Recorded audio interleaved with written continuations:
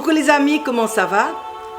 Alors tout d'abord, je voulais m'excuser par rapport à dimanche dernier où j'ai pas sorti de vidéo. Au fait, j'ai eu un petit décalage sur le temps parce que j'avais été hospitalisée pendant 3 jours. Donc c'est un petit peu décalé ma semaine et tout. C'est pour ça que je vais vous poster une vidéo aujourd'hui et une autre vidéo dimanche prochain. Alors aujourd'hui, le point que je voulais voir avec vous, c'était est-ce qu'on veut passer une année comme 2024 ou est-ce qu'on veut aller peut-être encore au-delà de nos rêves? En ce qui me concerne, moi, je veux essayer d'aller encore un peu plus loin. Le changement ne se produit pas par hasard et commence toujours par une intention claire. Alors, je vous suggère de faire ce qu'on appelle un vision board. Ce n'est pas un simple tableau avec des collages. Ça sera une vraie boussole, ça sera la boussole de votre vie. Ça sera le guideline de vos actions pour aboutir à ces intentions claires que vous aurez posées. Ce qu'il faut souvent retenir, c'est qu'on ne pense pas malheureusement, pour beaucoup d'entre nous, c'est que vos rêves, ce que vous visualisez, vont se réaliser. Mais il faut visualiser avec sincérité. Il faut visualiser des choses qui nous correspondent, pas des fantasmes, ça ne sert à rien. Il faut vraiment visualiser des choses qui nous correspondent, des choses qui sont accessibles. Et ce qu'il ne faut pas oublier, c'est que visualiser souvent se réalise. Okay?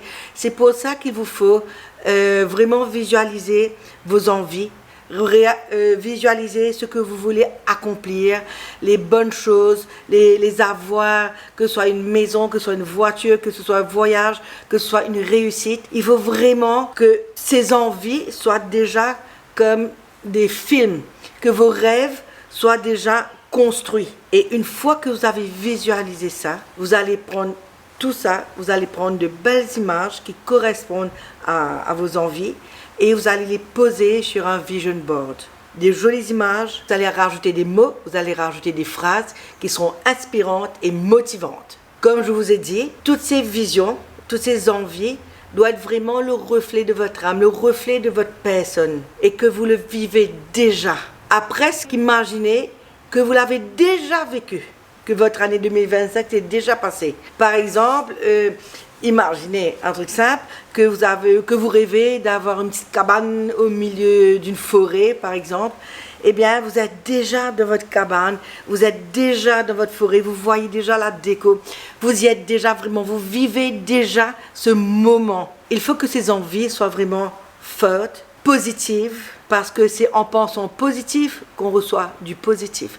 C'est en demandant du positif qu'on reçoit du positif. Oui, il y a les aléas de la vie, il y a des choses incontrôlables, bien entendu. Mais il faut, malgré les événements qui se passent, garder toujours cet esprit positif, garder toujours ce rêve et cette visualisation de notre avenir. Je sais, certaines personnes n'y croient pas. Dommage. Moi, je peux personnellement vous témoigner de quelque chose.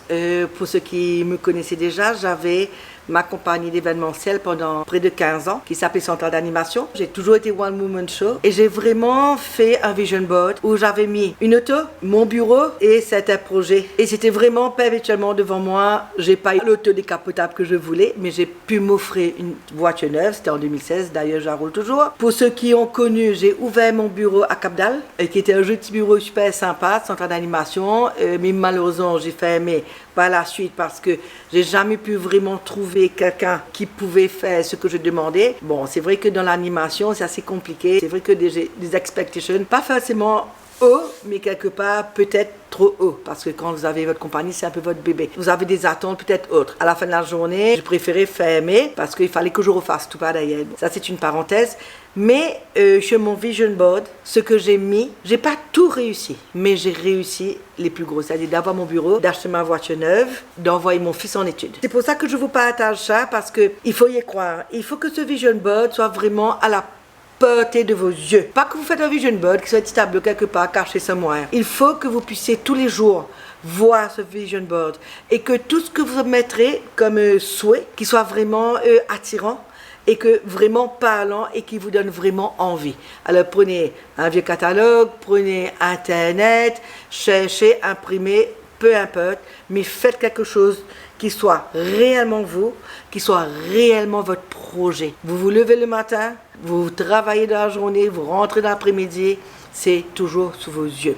Le jour que vous aurez un coup de barre, le jour que vous serez vraiment démotivé, fatigué, fixez ce tableau. Ça sera votre boussole, ça sera votre motivation, ça sera vraiment votre comme on dit, pour vraiment y aller. Alors, tout ce que je peux vous souhaiter, c'est de faire quelque chose de bien et que ce vision board vous peut être vraiment là dans vos projets où vous souhaitez arriver.